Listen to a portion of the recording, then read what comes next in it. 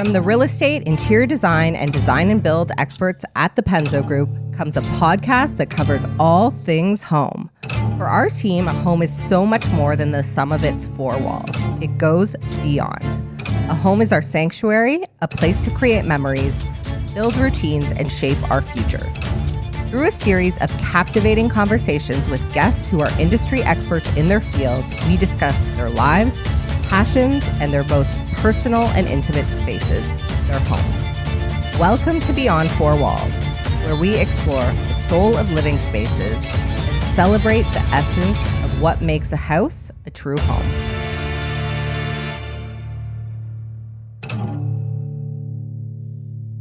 Hello, welcome back to Beyond Four Walls. I'm Gabrielle. I'm here with Natasha and our lovely guest today, who is the founder of a business that's, very much a part of our team's routine. We've had several working lunches, have our staple orders, that kind of thing. And I suspect is part of the routine of many of you listening. Kate Taylor Martin is with us here today to discuss her journey and creation of Nutbar. Welcome. Thank you so much for being here. Thanks for having me. I read somewhere that your journey began in the corporate space, and it was during that time you were also studying holistic nutrition, and that's what sparked the idea behind Nutbar. Tell me about that, because it sounds like you had quite a switch. I did. I had a full 180. I was working at a hospital doing PR and media after having worked at a newsroom. I thought I wanted to be a reporter.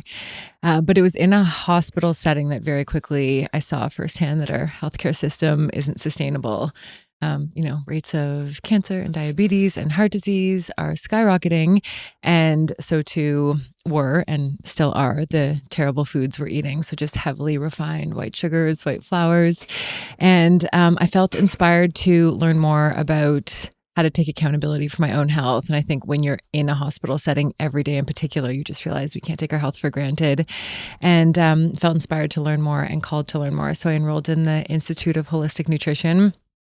And literally from day one, just felt that feeling that those of us who have had it before know. It's like, it feels like something is lit up within you. And it's, you realize that it's not just a passion, but very quickly it felt like my life's purpose to do something with this information that I was learning. So, it was like the most beautiful experience for me to dive headfirst into this world of healing and holistic health and wellness. And I didn't know what I wanted to do with it, but I just knew that learning about these superfoods and, their potent ability to heal us was something that I wanted to learn more about. So that was like a 2-year program.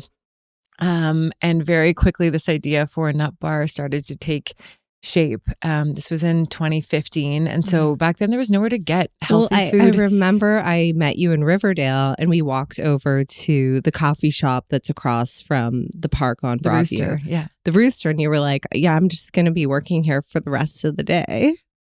And at that point, there really was no great options There was nothing to get on the go, especially in kind of that quick serve concept that felt like it was healthy. So, there's incredible coffee shops in the city, a great coffee culture. But if you think about that glass display case at Cash, it still was and is the muffins, donuts, croissants, bagels, scones, muffins, cookies, cakes. And I just thought, especially because I was learning about these beautiful superfoods, there's got to be a way that we can put these at the center of a coffee shop concept. So I knew I didn't want to open a full-scale restaurant, but this idea of a healthy coffee shop kept coming back to me. Something like 80 or 85% of Canadians get a coffee or tea outside the home every day. And I thought, what if there could be a really beautiful, nourishing space that provided alternatives that weren't only not bad for you, but really, really good for you.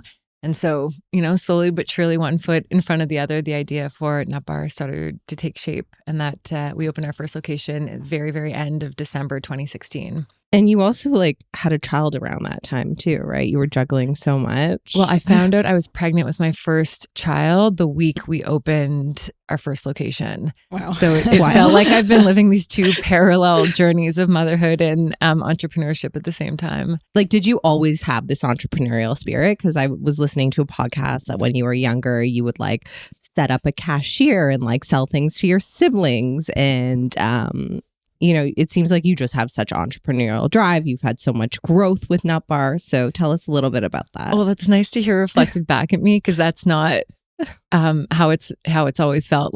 I never thought I would be a businesswoman, or that wasn't something that I was striving towards. In fact, I remember around this time, early when I had enrolled at IHN, and I was thinking what am I going to do with this? I was I'm going to go to Indigo chapters and go to the business section and just buy a book on entrepreneurship and see if that resonates. And I remember opening up the first page, and it was before you start thinking about a business, are you the type of person that can work through the night and get up really early and, live, breathe, and it's all you want to do? And I was no, that's not for me. I shut the book and put it back.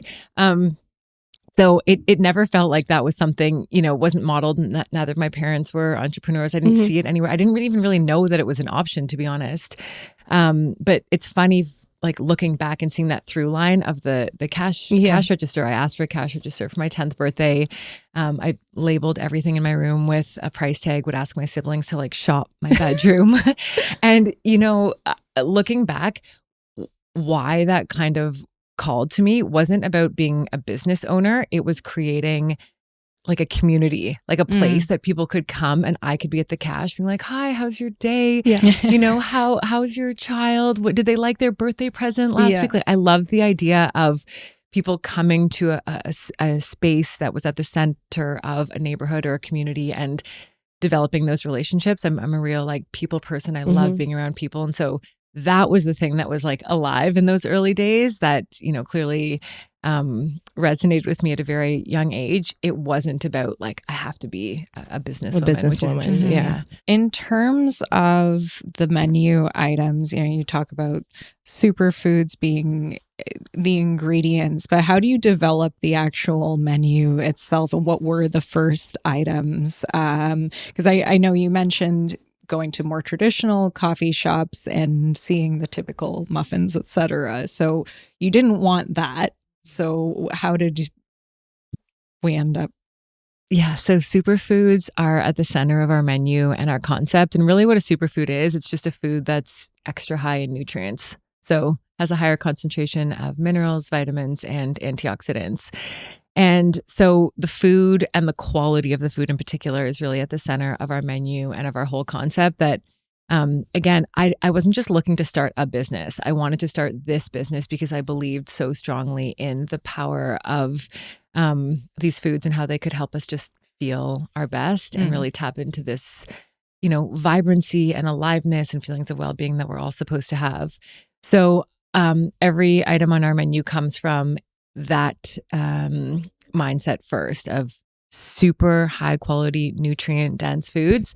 And then they also have to be delicious, because I feel like no one really wants to eat well time and time again if it's not tasty. So kind of marrying those two things, very high quality and very delicious, is always my sort of North Star when creating menu items. And at the beginning, I wanted it to feel like it was replacing what I talked about before, the muffins, croissants, donuts, all that kind of stuff. So not a full meal, but instead of getting, a Timbit, what could you get? And that's what came, our little nutrient dense bites and bars came from that.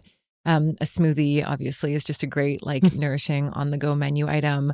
The toasts, I love the idea of not a full heavy sandwich on this heavily refined white flour bread, but could we have super nourishing sourdough, locally made bread with organic toppings? And the way we evolve our menu now is we like to bring in seasonal ingredients. So, right now it's almost summer. We're really looking at these beautiful organic strawberries that are grown at Fennings, at the organic farm that we partner with. And I don't like to tap too much into trends. For a while, celery juice was what everybody was having. And everyone was like, are you going to do celery juice? And I was like, I don't know. I like to think that we are not, there's no label around Nutbar in terms of paleo or, I don't know, all these big things that come and go. I like to think that our menu items are really just the highest quality, most nutrient dense form, and it's food in its whole real form. So yeah, we like to introduce things all the time that feel fun and new, but never too much on trend, and always making sure that the quality of the menu item stays true to our brand.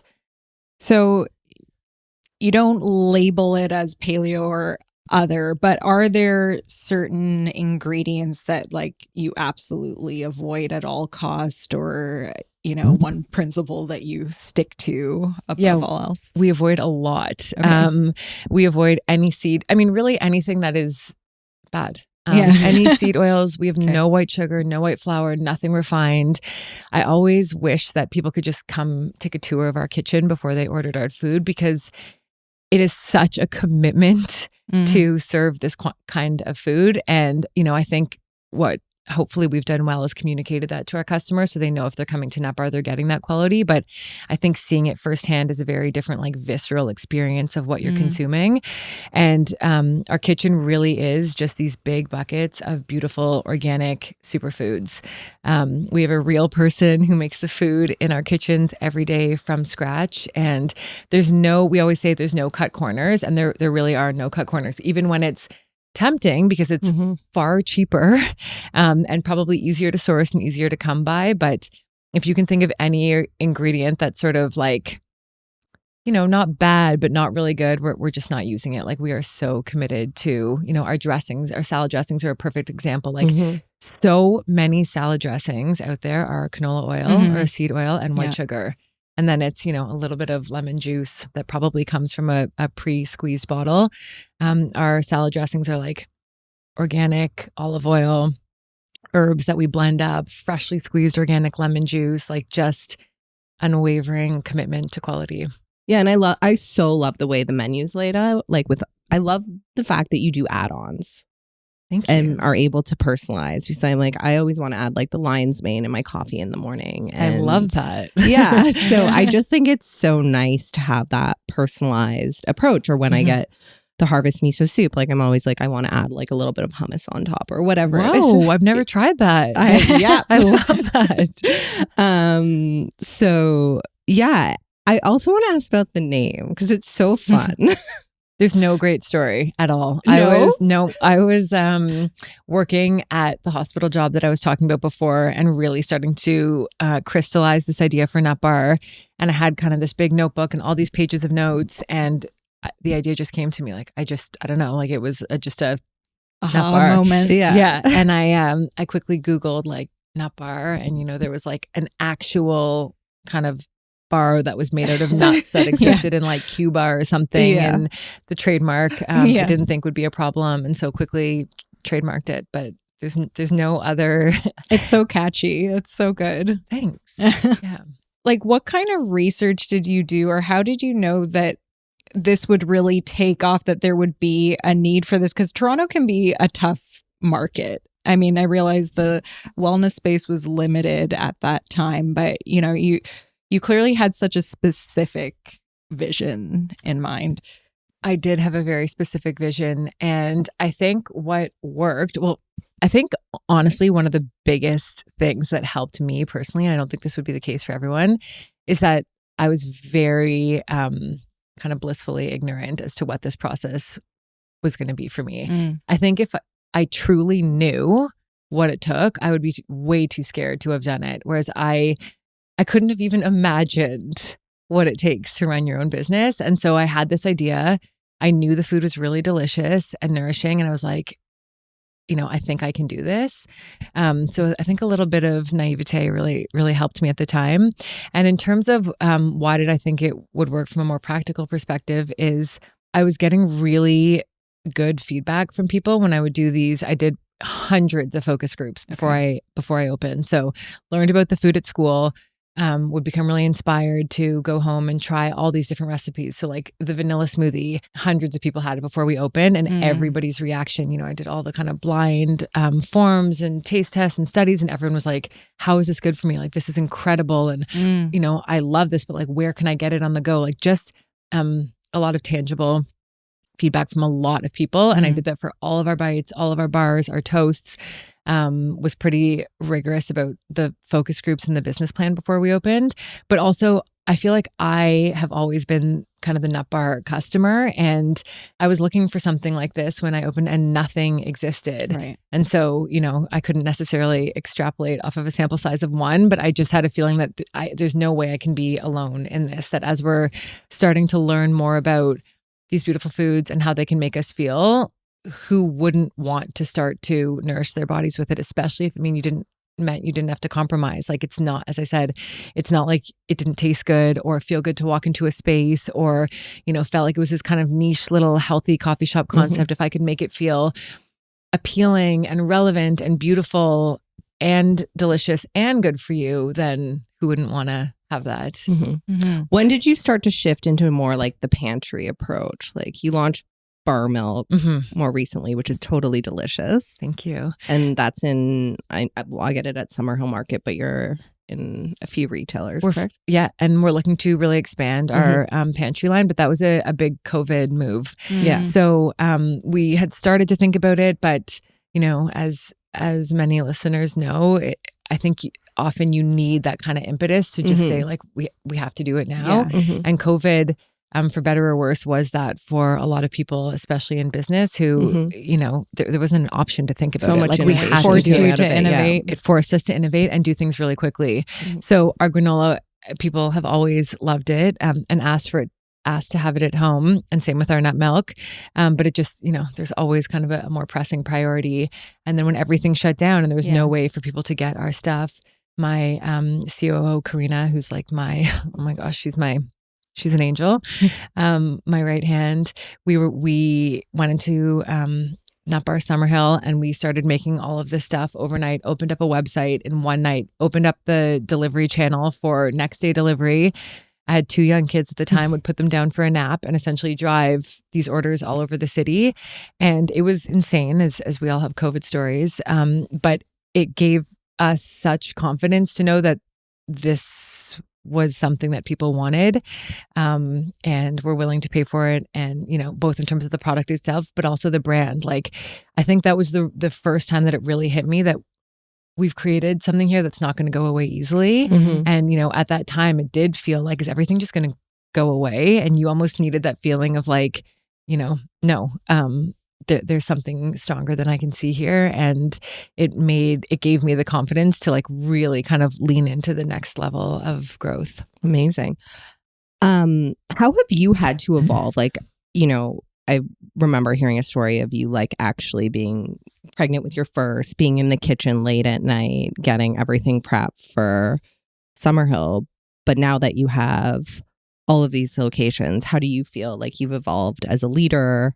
Because I imagine as you scale, you've had to kind of shift and step away a little bit. Yeah. Yeah. So I always say like one of the greatest gifts that happened to me was getting pregnant right away, because I never knew what it felt like to operate the business being like Without direct children. on the floor every single day, because I actually couldn't like, Yeah. as my belly got bigger and bigger and I couldn't fit behind the counter anymore, I had to look at the business from a more strategic lens of saying, what puzzle pieces can I put into place so that I am not, it can operate without me being here every day. And I think that that's actually, looking back, what helped us be able to grow at the pace we have is that it never was about me being in the store. And so even now we make decisions, anything that we roll out, we say, would this work if we had 100 stores?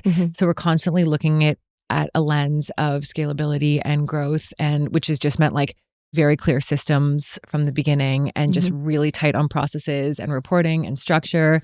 And I think if I hadn't have had to do that, I don't know what would have happened, but maybe I would have relied more on me being there every day. So a perfect example is like customer service. Like, I feel great about the customer service that I can provide, but without me there, I had to hand over a really specific toolkit to our team to say like, here's how to instill the same level of customer service without me there. And I think leadership, a lot of it is experience that, you can read as many books as you want and, as many notes. But until you're in those situations that really kind of push you to the edge of your comfort zone, it is hard to grow. So a lot of learnings over the years. I think one of the big ones for me is that I had sort of this preconceived notion before we started that I had to be someone other than myself to be a good leader. I thought leadership had to be like, for lack of a better word, hard or like stiff, or I don't know. I just had this feeling of like badass. Yeah, like an armor women, that I needed to put on. And I've actually realized like one of my superpowers is being very clear on who I am and what my strengths are, and realizing that you can be a heart-centered person and an effective leader. And, it's not mutually exclusive. And that's been just like a really beautiful and expansive learning for me. So much. I was at Trove yesterday they served Nutbar smoothies. But we talked about like women in leadership and just being soft and easy with yourself, because the burnout can be real, and just like going into that downward energy and, like you said, leading with your heart, which is so clear that you do that. Right. And that it doesn't have to mean that you can't be clear and strong and effective and all of those things. Right. But again, I think before you truly enter it, it's hard to imagine how that can manifest. But it's felt really good over the course of this journey to realize that I don't need to be anything other than who I am. And it's just tapping into your strengths, realizing your weaknesses, like just being very clear on who you are, where you need support, how you show up, all those things. Yeah. Going back though to your early days, because you said you didn't come from a traditional business background. You picked up a business book. Shut it. That's not for me. So how did you form that initial team? What was that process? A big part was realizing my weaknesses. So I have never taken a business course, didn't even take like an econ course. Like I was a double major in English and psychology. Never worked at a restaurant before. So my first hire, our first manager at Summerhill, was somebody who had the exact complementary skill set to me. So knew when a case of avocados arrived, how to make sure that they wouldn't all go bad at the same time. And that sticks with me. I remember those early nights just being like, I can barely keep one avocado ripe at my own house. Like, how am I going to get a case? Yeah. And what happens? How do you prep the avocado in time? What if 50 people come in and order avocado toast one day, and then you start to order 50 avocados and the next day nobody orders it? Like these just like logistical puzzles that I had never had a framework for. So I hired somebody who knew the answers to it. And I think that has continued to kind of be a strength of mine, to know where I can add most value to the business and where I really need to look to others to support, because me spending all my days like in a spreadsheet isn't going to help anybody. So Natasha mentioned bar milk, but for our listeners who don't know, tell us about that. Where can we find it? What is it? Okay, how much time do we have? This is a real passion of mine. I'm so proud of this product because there's so much love and commitment to putting out something really beautiful into the world that I love to share it. So when I first came up with the idea for the concept of Nutbar, a healthy coffee shop concept, I knew at the center of this was kind of a question of like milk alternatives. And at that point, milk alternatives, we were just starting to see oat milks and almond milks and cashew milks come into the picture, and they still are, these kind of heavily processed, heavily refined, devoid of any nutrient, box nut milks that have sugar and oils and preservatives and fillers and gums, and they're just not a very nutrient dense alternative. So we started to make our own, and it is this product that is 30% organic nuts. The average box nut milk is only 2% nuts, only 5 organic whole food ingredients. And every step of the way is just such a labor of love. So we get these huge pallets of nuts. We pre-soak them so that it kind of unlocks their nutrient potential, makes them much more bioavailable. And then we blend them up, cashew, almond, and coconut. And then we kind of like remove the sediment. So we're left with this liquid that's like, I say it almost looks like paint. It's so thick and luxurious. And then add just a tiny bit of Himalayan sea salt and a little bit of organic Canadian maple syrup. There's just 1 gram of sugar per cup. It's the most beautiful milk alternative, I think, in the world. Do you give it to your kids? Oh my gosh. Yeah. My kids live off of it. And so the thing that kind of makes it special is, so we had this beautiful liquid, but how do you get it into somebody's home? Because it's so fresh that it goes bad in 4 days. Right. By the way, it's such a good indicator when you look at what's in your home. Like most of your food in your fridge, in your shelves, on your counter should be going bad. Yeah. And if it's not, that's just like a good, gut check. Like, how can we consume as little from a bag, box, or can as possible? So this milk goes bad in 4 days. So we had an idea to flash freeze the concentrate, and we put it in individual bar shapes. So you can stock your freezer with it. And when you want a really delicious morning matcha or coffee or add it to your smoothie or give it to your kid, you just take the bar out of the freezer and thaw it. And you have this incredibly luxurious, nutrient dense nut milk without any of the crap, like none of the stabilizers, fillers. And so it's incredible to have at home with the matcha. So yummy. Yeah. Or anybody with kids. My kids eat it as like a freezy and kind of tastes like ice cream, but it's just so good for them. Yeah. No, it is delicious. And it's funny you mentioned the fillers and whatever is in the boxed milk alternatives, because I don't generally drink oat milk, but for whatever reason, I've had it twice recently and I drank it. It tasted fine in the moment. And then I had sharp pains afterwards. And I'm like, what is it that's causing that? Because I don't have an issue with oats in themselves, but big blood sugar spikes is just not easy on our system. No. And you know what? I love what you say, just even noticing that connection. I think so many of us have lost that connection between what we're putting in our bodies and how we feel. But if you can really tune into that, your body tells you how something sits with you. And, absolutely. One of the greatest compliments I get after people eat at Nutbar is they're like, I feel so good after, because there's no bloat. Yeah. There's no like heaviness. There's no kind of just like lethargy. And if you think about it, so many foods give us that feeling of just like, ugh. And it really should be the other way, that food is really nourishing us and giving us those feelings of vitality and energy and all that good stuff. What are some health hacks at home? Like, give us like the inside of your daily routine. Curious too, because you clearly have how old are your kids? 3, 5, and 7. Oh wow. Okay. Yeah. So how do you incorporate it also into their lives? Yeah, I'm interested in that too. It's my favorite topic. And I say it's my favorite topic because I just can't believe how a few simple things can change your life. And like, that's not dramatic. It really is a few, just being like conscious of prioritizing a few daily habits can give you that feeling of vitality.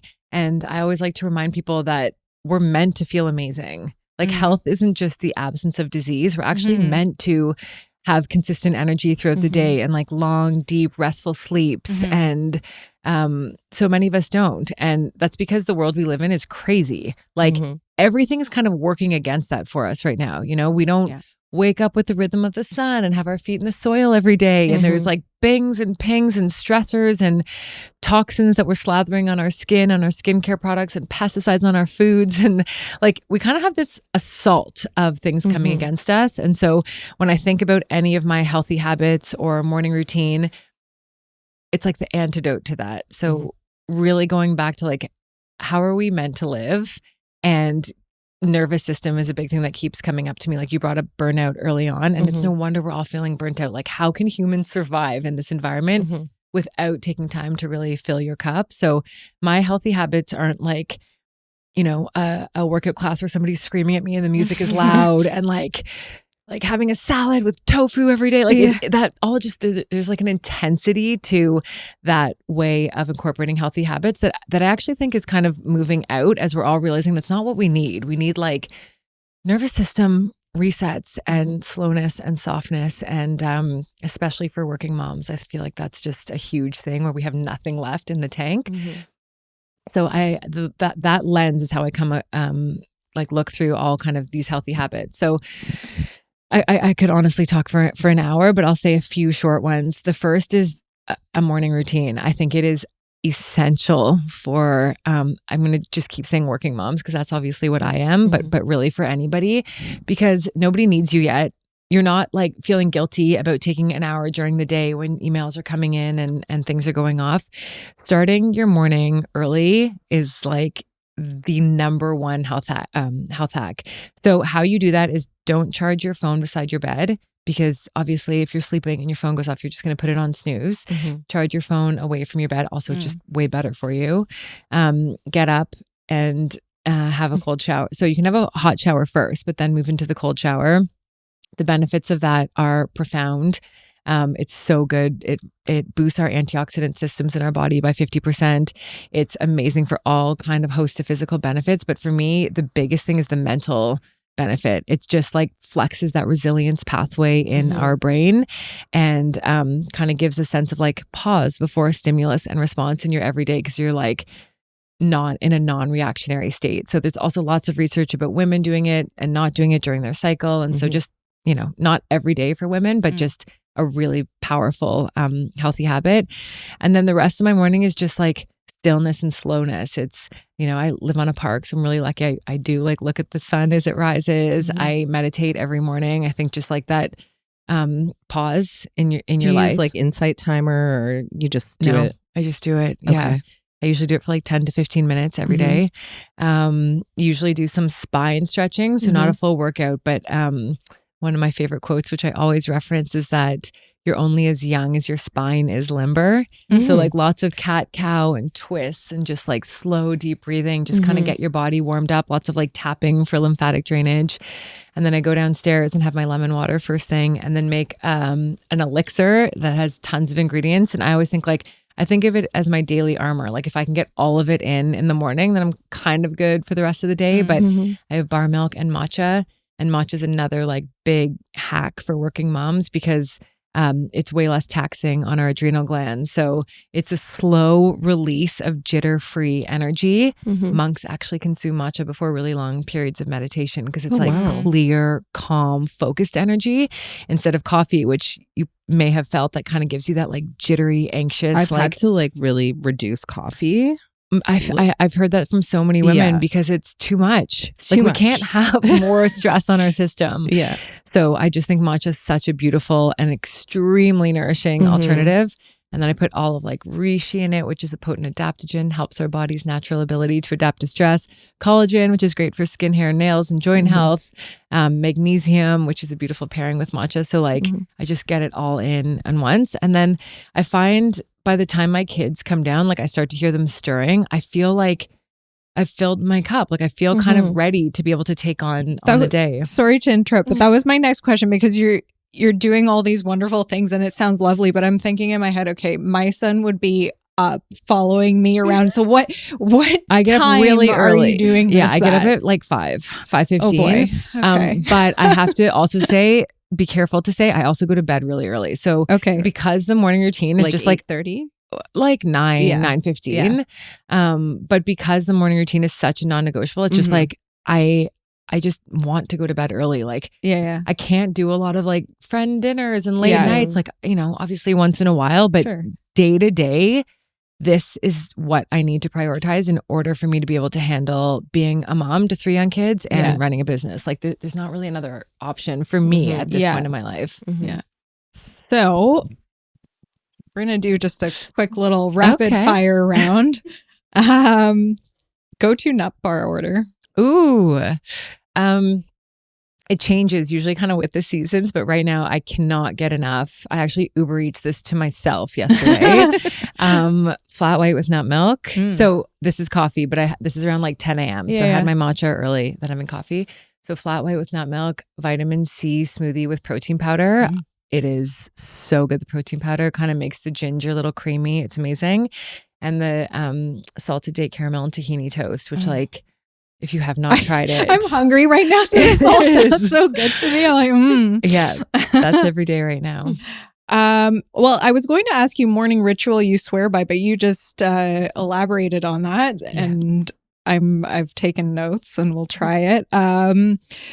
Books or podcasts?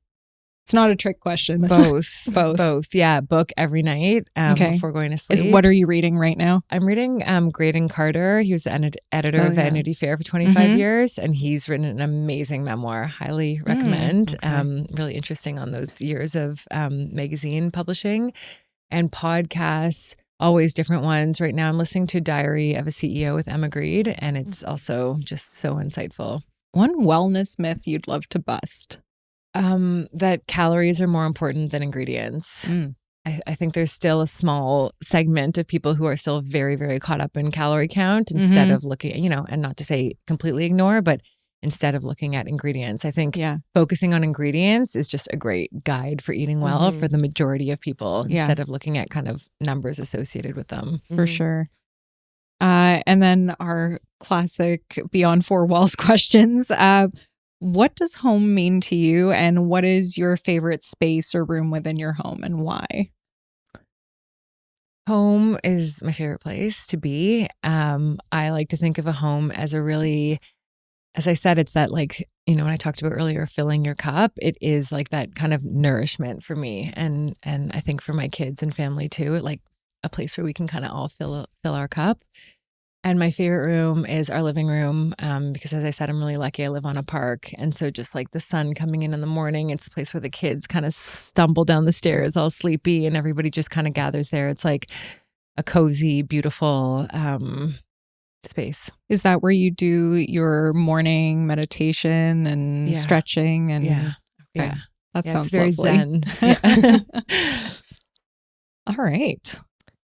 So let us know where our audience can find you. You're on Instagram. The best place is nutbar.co on Instagram, and come to any of our locations. We'd love to see you. Amazing. Well, thank you so much. Thank you very much. Kate. This was fun. Yeah, thank you. Thank you.